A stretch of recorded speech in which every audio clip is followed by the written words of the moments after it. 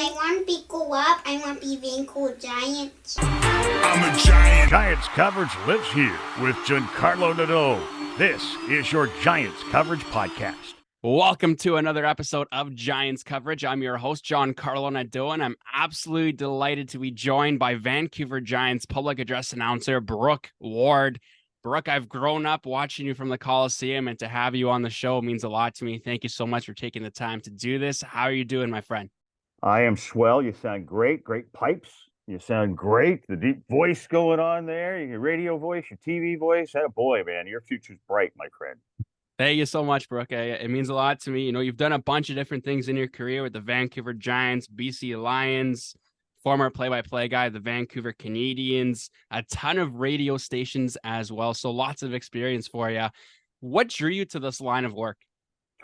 When I was a kid, a guidance counselor came up in grade 11 and said, okay, you have to now think of what you want to do with your future. So do you want to work for the post office, or are you going to give me something? I need you to tell me something. What are you going to do? Do you want to drive the garbage truck? Do you want to do this? Do you want to do that? And I had to give him an answer. So I used to listen to a lot of radio, and I said, well, I think I'll be a disc jockey. Okay. And then he stopped asking me what I wanted to do. So that was the key. And then from there, I started to seriously consider pursuing radio as a I didn't even think about sports, although I was a huge sports junkie. I didn't even think about it. I was thinking I wanted to be a disc jockey because I listened to these disc jockeys religiously on C-Fun, AM 1410 way back when, C-Fun, 730, LG 73, CKLG. These stations were the only ones. There's like 2 AM stations. CFox was the only FM station anyone listened to. There weren't many stations, really. At least that we listened to. And so I got the bug and thought I'm going to pursue this. And I did. And eventually it led me the sports direction. And I love the thought of a press pass, among other things. All of a sudden it was like, oh, it's like free. I get like, I had to work, but I get to go watch all the games. And they could pay me for this and I don't have to pay for my ticket. What an idea. I need that press pass.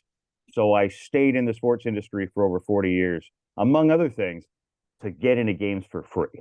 That's part of the equation. But it's been a lot of fun and a great long ride, too. So I wouldn't trade it for anything. Well, it certainly has been a long ride for you, but definitely a lot of fun. I know you enjoy what you do, and that's always one of the most important things. Every broadcaster, every sort of announcer has a unique voice, or they try to at least. But they have also got some mentors. They've also got some guys that they look up to. Who's somebody like that for you?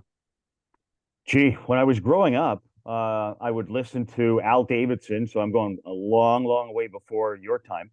Al Davidson was the big man on campus at CKNW, hosting Canuck games, post-game, intermissions. He was their main sports director, sports announcer at CKNW. So he'd be on all day long, and just loved Al Davidson. And that was probably what, I wouldn't say he was a mentor or anything like that, but he's the guy who stood out to me. Other than some disc jockeys, like there's Raccoon Carney was a disc jockey who called himself the Raccoon. And he would do that a lot better than I just did in the middle of selling. Like it was old school disc jockeys, like a Wolfman Jack style. He would throw into that. There's a lot of great announcers like that around. Tom Lucas and all these other guys back then. So I would listen to them religiously. But I wouldn't say I actually probably had anyone on the pedestal.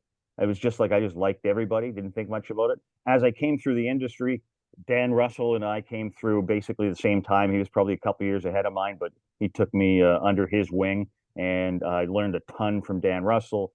And then the people you've just met over the years that you actually used to listen to or read, some of the writers that you'd read, like Clancy Loringer and Kent Gilchrist and Greg Douglas and Dennis Fazer and all these old names. Like nobody's writing for newspapers hardly anymore. Steve Ewan's about the last guy, and Ben Kuzma are probably the last two on the newspaper beat, sadly.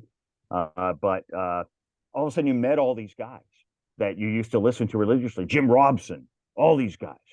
And then to go in the locker room and talk to Stan Smeal and Trevor Linden. And again, all these guys you grew up, many of them you grew up listening to, and met Pat Quinn. And man, Tom Larscheid, just all the guys that you never knew, and all of a sudden you're on a first name basis with a lot of people. That was really cool at the time. And even now, if I'm sort of hanging out and bumping into people, Tony Gallagher or people like that I might know, it's surreal sometimes to think that I've had the opportunity to meet these people and they know your name. Well, Brooke, that's certainly something that I can definitely understand, because I've had that same sort of perspective from what you've just said. You know, I've grown up at the Coliseum. I remember seeing guys like Bill Wilms, guys like Brook Ward, and saying, "Oh, one day I want to talk to these guys." So to be here right now, it's a pretty cool feeling. And Brooke, you're a pretty good announcer. I'm just starting this podcast. You've been doing the Giants one for the year now. What makes a good host? What are some of the tips I can learn from you?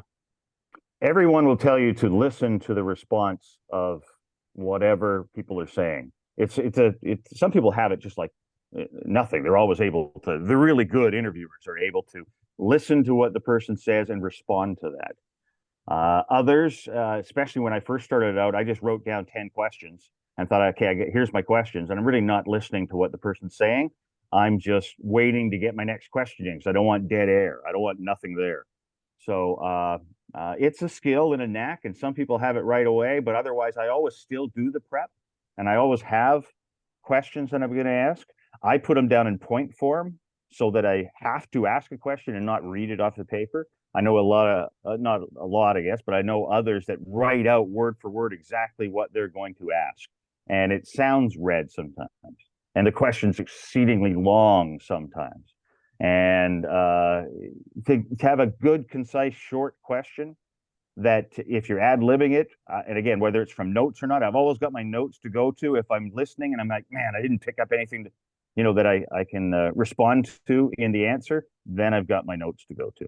So preparation for me has always been a key to make sure it might not sound like, and I mean this, it might not sound like I'm prepared. It's like, no, I've actually prepared and prepare, make sure you know what you're going to ask, but then you have to listen as well to sort of weave like Joe Rogan. There's a lot of people who don't like Joe Rogan, and I don't know if I'm a Joe Rogan fan in particular, but if I watch him on YouTube or wherever, this guy's really good. It's really good conversation, even though you might not like what he's talking about.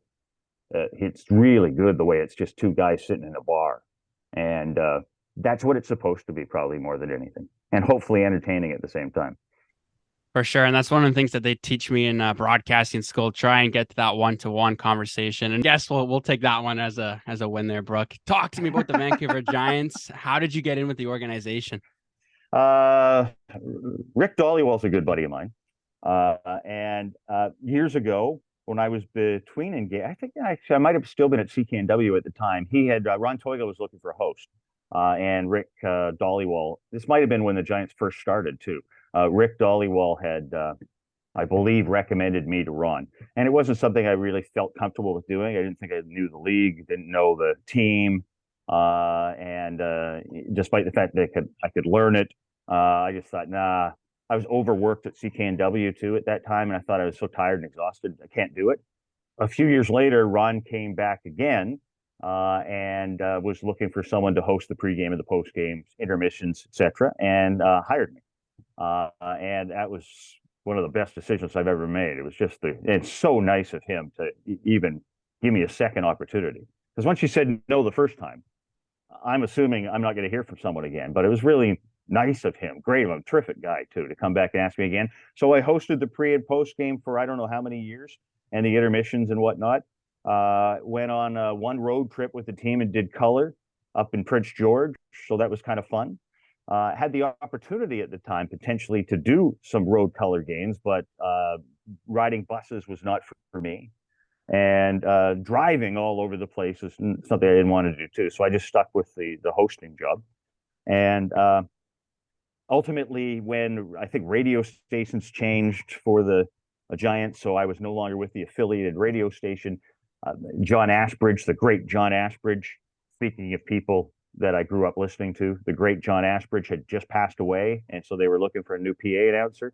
And Dale Sipe had called me and asked me, given that I couldn't be involved with the pre and a post game and the radio broadcast anymore, if I'd do the PA. And nice enough to ask me to do that and keep me around. And for some reason, I'm still there. I don't know how many years, G-Man, as I like to call you, but I'm still there doing it, and it's a lot of fun too. I actually enjoy doing it. I just hope I don't drive, and I mean this sincerely. In the old days, you basically just announced the goals and assists. You really didn't hear from the PA announcer. Final middle of play goal. There's so many commercial reads that you have to do now and things like this, an in-game presentation, which certainly beefed up the entertainment value of the in-game presentation. I just think people hear my voice too much. So I like it when we have an in-game host. I'd like to make less announcements because I think I can drive people nuts by the end. Here's another one. This guy never shuts up, which is, I've been told that before off air. But I think less is more. And so I hope I'm not, by the time people are leaving, I hope they're not totally sick of that PA announcer up there who never stops talking. So I don't mind the 2-1 game because then there's less goals to announce and they hear less of me. But otherwise, it's fun doing the job and having people sitting there in the seats forced to listen to me. Well, I think less is more too. But when it comes to Brook Ward, I love hearing your voice, Brook. I love hearing your pipes through that system. So you're too kind, man. How much what do I pay you for that? Come on, man. I'm still writing the invoice for Dan O'Connor, so I'll have to do yours next. But yeah, talk to me about your relationship with Jack the Giant. I know he's a big fan of your show. I know he's a big fan of you at the arena. Yeah, Jack's it's nice of him. We're doing the Monday night show on Sportsnet 650, the Vancouver Giants this week, every week on Monday night. And among the live studio audience that are just so loyal and show up all the time, as you know, to your performances as well. I know you have a live studio audience there as well as we speak that are very being nice and quiet. And so the big Be Quiet sign is up there with all the people. I understand that. They're playing along nicely. Jack always rides shotgun. If I need anything, if I need a bouncer, I got Jack. He's there every Monday. He's very loyal, doesn't say much, very quiet, soft-spoken, but Jack is there every Monday. So who doesn't like Jack the Giant? The kids, too, love Jack the Giant at the hockey game as well. But, one of the best mascots ever, frankly, Jack the Giant, one of the greatest mascots there are. When you look around for the perfect prototypical mascot, it doesn't look silly, Jack the Giant. Donned out in his Vancouver Giant colors. And a tremendous beard as well. He's got that beard going. I mean, I couldn't do that. I mean, good old Jack. And Jack's pretty loyal. One of the greatest, seriously though, one of the really tidiest, greatest little mascots there are. Not little, but mascots are out there. So a big ho, ho, ho to Jack the Giant, who's probably tuning in right now. Ho, ho, ho to Jack. I think he's on a summer vacation a little bit right now, Brook, but we hope he's tuning in, listening to us. Take me back to your announcing here. I know a lot of people don't know really how it works. So if you're in the booth, you're getting ready to announce a goal. How do you find out who scored the goal? How do you find out what exactly you have to say?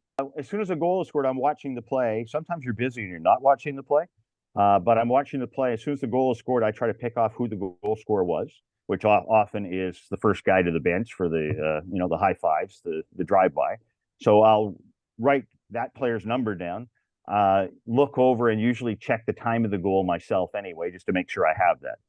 Once the goal is official and the referee says it counts, I get whoever's down at ice level that gets that information from the referee will then radio up to me and say via headset and say Vancouver goal scored by number 21, Festerling, or there's just number, it's hanging behind you. That's why I dropped that on you. But scored by number 21, time of the goal, and they'll confirm the time with me. Then a different person who's looking for who the assists go to radios to me who got the assists. Then I write, and they give me numbers only. So then I write the numbers down, and then if I know who the players are, I just write the names down anyway. And then I try to get that all done before the puck's dropped because I want to announce it. My goal is to announce it as soon as the puck is dropped. I want to announce that goal. And so if you're at the games, you'll know when I do it right then. Yep, he's got all the information he needed. And if I'm late by 10 or 15 seconds, it means I'm still waiting for information to come through, or I haven't written it all down yet. And that's how the information. The penalties are the same way. Someone will take a penalty. I'll see the number. Sometimes I'll see what happened, so I'll know it's a cross check. I'll see the referee's signal, but I wait till it's official. That comes when the referee goes and talks through the little small puck-sized hole at the penalty box area and talks to whoever's on headset down there. They relay that information up to me, whatever the referee said, and I go from there. At the end of the period, I just add up the shots myself because they're written on the wall. And at the end of the game, a couple minutes to go in the game, usually we get a tip off of who the 3 stars are going to be, barring anything changing late. That gets radio to us too. And so I'm kind of a monkey, I just, I'm a monkey juggling basically here. I just thought, okay, someone tells me something and I say it. And that's basically how the whole show goes. And Christina is beside me and she's the producer and she'll always tell me, okay, let's do the Tim Hortons coffee cup shuffle next. Okay. And if I was doing it, then I know on the next whistle, we're going to go do the Tim Hortons. So she tells me what's coming up next. I have it all written down in front of me. So as long as I can read it, if you can read it, G-Man, you can do it. As long as you can read it, because there's a lot of people doing work for you, but you do some of the work yourself. For sure. And it's definitely sounds like it's easy to do to a lot of people. You make it look easy. You definitely do a great job with it. But one of the tougher parts of your job being an announcer or any broadcaster for that matter, player pronunciations, Brooke, how does that affect you? And how do you go over a player's name before you announce it? There you go. Jack's still here, man. Here you go. Yeah. What was the question? Player pronunciations, talk to you about how to pronounce a player's name. If I have all the players written down, and first of all, I go to I have a roster basically, and then I go to the visitors broadcaster before the game, and I run through all the names for the visitor broadcaster, and then try to pronounce them correctly, and I write them out phonetically. So like I've had trouble. I was Giancarlo and you originally Giancarlo. Then I'm sure you told me it was Giancarlo, like run. That was like a week ago. You said it was Giancarlo to me. And now you for yourself pronounce your name Giancarlo. So I'm confused with you. So that's what I want to throw back to you. I mean, you're mispronouncing your own name. You wrote it out for me. Like John, like run. Yeah, I'll be honest with you, Brooke. I never really learned how to say my name properly, but wow. John is the way to go, and it's a funny thing. Okay, you sound like you're Johning me, and that's good. Yeah, like well, it sounds good. The Italian accent, Giancarlo. There you go. Now I got it. So I do to the players basically the same thing I did to you, but I go to their broadcaster. How you pronounce? Like, is it Giancarlo? And they say no, it's Jun. I say Jun like run. They say yes. So I write Jun down. And I might even write run underneath it. So Giancarlo. There you go. And so I do that with all the names. And sometimes I still mess them up. Stankoven. Logan Stankoven. I was Stankoving him and whatever it was. And I was confused. John Keane, the broadcaster for Kamloops, I kept repeating it to him over and over again because I just, for whatever reason, it was simple, but I couldn't get it. And he said, you're starting to mess me up now. I'm going to mispronounce it when I'm on the air. But I wrote Stanko and then Ven after it. So I could go Stankoven and Logan Stankoven, just like that. So I do that. And I hope I have that right, frankly. But I do that. And the Giants, I know, but I will still go. If a new player comes in, I'll still go and ask. I want to make sure I pronounce his name right. So I'll go to Eddie Gregory or I'll go to Barclay Parnetta, whoever's around, Bill Wilms, whoever's around, ask them how they've been pronouncing the name. And years ago, I used to just go right to the players. So we were I used to do New Westminster Bruin PA announcing in 1983 and 84. And those days, the PA announcer was at ice level where all the off-ice officials are now, down at the penalty boxes, which was great because when guys came into the penalty box, were yelling at each other back and forth, you were right there and got to hear it all. That was very entertaining. But I'd be ice level when guys were warming up and I'd be standing at the penalty box and I would call somebody over, Rudy Pocek or whoever, John Kordick, whoever. Hey, John, I just want to make, is it Kordick? Yep, it is. Okay. And so I just asked the players how to pronounce their own name. And then when they'd come in the penalty box, my job back then was also to open up the penalty box door as well as do all the PA announcing. So I open up the door and they'd be sitting right beside me and some guys would be telling me stories of, I have to go out now and have a fight because the coach is mad at me because I did something. So I've got to go stir something up now. The guy'd be telling me that. And he'd jump on the ice and go stir something up. And I'd come on, sit back beside me again. Yeah, I had to do that. Cam Neely had a big fight with Sean Green years ago, the year the Canucks drafted him, 83. And he came into Queens Park Arena, and it was packed, a zoo, and everyone wanted to see this prospect. And Sean Green was a player playing for the. You didn't ask me this, but I've gotten on this roll now. Sean Green was a player playing for the New Westminster Bruins at that time. So he took on Cam Neely, big, huge blow-up fight. Neely's in the penalty box sitting beside me now, not saying anything. He's huffing and puffing. Then he looks at me and says, "Hey," and he's kind of in shock. He holds his hand up to me, and his hand is split right up from the thumb. It was just like split. I could see bone. It was so bad. What the? So we grab a towel and we give him the power of Zoom. So I could actually, things you can't do on radio. The power of Zoom is right here, Giancarlo, right here. And so actually, it might have been right here. Might have lied to you. Anyway, he was out for weeks, but he left the penalty box and went to the locker room, and he left his hockey stick in the penalty box. I still have that stick. Yeah. I never gave it back. I didn't turn it in. I kept that hockey stick. It's sitting in the corner. I should put that behind me, actually. And then when the Stanley Cup Finals were on here in 2011, I was working for CKNW and the Score television network at that time. And so I was doing pre and post game for the Canucks and whatnot, and worked for the Score and out to the airport, seeing the team off at all the practices, at all the games, there for the Stanley Cup, in the locker room, all this stuff going on. But during that series, I saw Cam Neely, and I introduced myself and told him the story and said, "Do you want your stick back?" Because I took it. And this could be a big memento to you, right? I didn't take it. I kept it. And he had that, because I thought, well, I should offer him the stick back. No, you keep that. That's not a problem. Are you sure it's one of your vintage? It's from 1982 or 83. No, you keep that. So that was really nice of him. And I thought he might just want to see it even, but he was cool and went on his way. And that was one of those sort of things on the cycle that came all around and did a 360 with Cam Neely's hockey stick. But anyway, back in those days, buddy, I used to be at ice level. I miss that, but it is what it is. They put everybody up top a few years ago for whatever reason, and now we sit up in the press box and look down at the ice, and other people do that. So, well, you pretty much got to it there, Brooke. That's the broadcaster within you. Thank you, Jack. Jack's here now. He heard.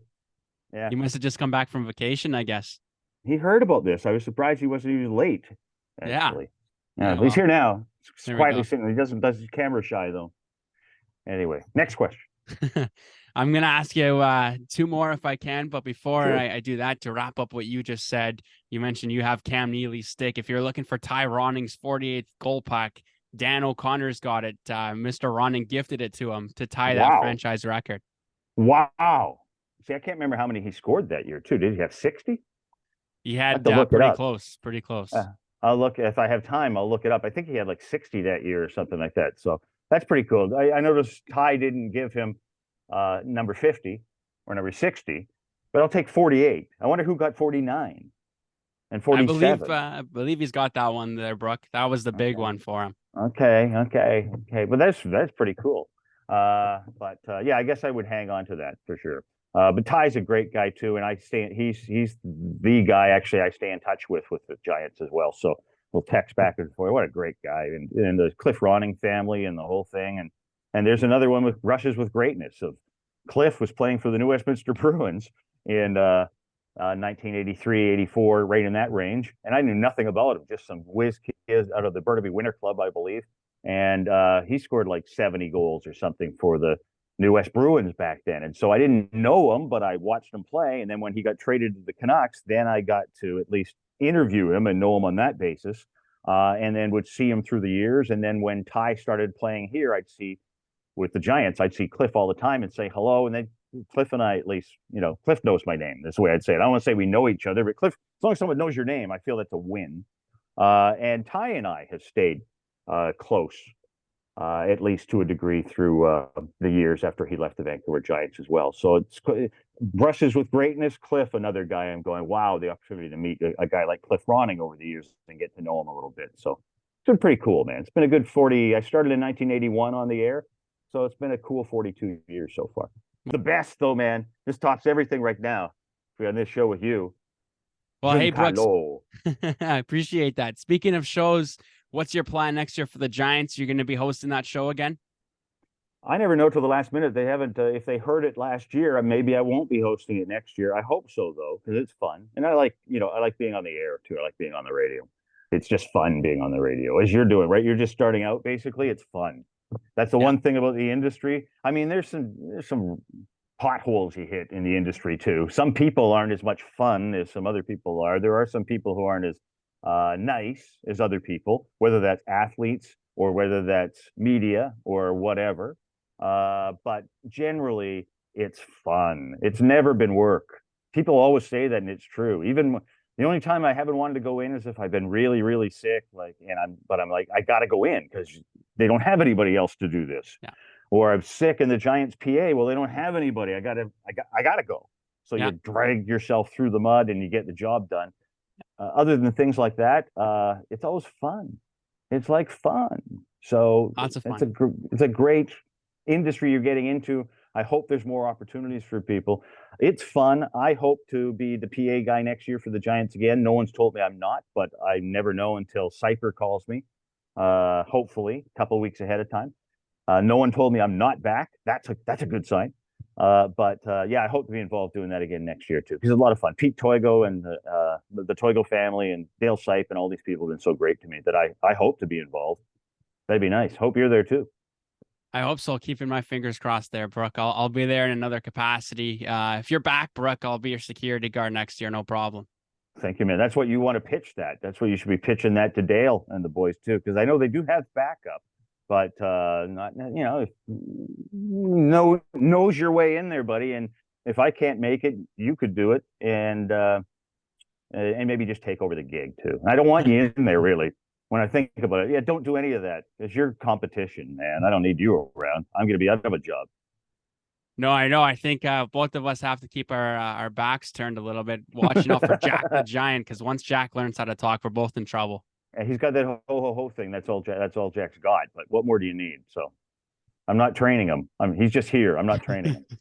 One more question for you, Brooke, before I let you go. If someone's interested in cheering for a team in the Western Hockey League next season, why should it be the Vancouver Giants? Why not? But I think she should have cut me off right there. Why not? Why wouldn't you? But also the Giants are going to take a step this year, I believe. And there's some other teams that are also going to take a step back. So the Giants are probably, I was talking with Bill Williams about this recently as well. Giants should be up near the top of the pack, if not at the top of the pack in the BC division next year as well, due to the amount of draft picks they've picked up and secured too. We're not sure what they're going to do with those, if they're going to move them, what they're going to do to try and beef up their 19-year-olds or their 18-year-olds even, should they choose to do that. Other teams, Kamloops, a lot of these teams have mortgaged the future as well to try and be in the hunt this year. So Kamloops going to take a step back, a few others too. So I think it'll be a good year. Why wouldn't you? And as Jack would say, of course. Why wouldn't you? Yep. That's my answer. Well, I appreciate that answer, Brooke. We'll wrap it up pretty quickly, but unless you've got a birthday announcement to make, I know you like to make that announcement at the games. Anybody's birthday today? Yeah, I got, I think Jock McCrandle, if I believe. Jock's the guy who drives the Fanboni around for the Vancouver Giants. And I believe it's his birthday today. I'm not sure, but I think it is. I'll double check. But assuming it is, happy birthday to Jock McCrandle. And we'll see him out at the games as well, too, driving the Fanboni loaded up with all those fans. Big happy birthday to Jock today. Big happy birthday to Jock, and a big ho-ho-ho to Jack the Giant. Brooke, thanks so much for your time. I appreciate it. You're the man. You're the myth. You're the legend. I'll just make sure you pronounce your own name right. All right, ladies and gentlemen, that was Brook Ward on the Giants Coverage Podcast. Enjoy the rest of your week, and we'll be back with another episode soon. The Giants Coverage Podcast. Coverage with heart.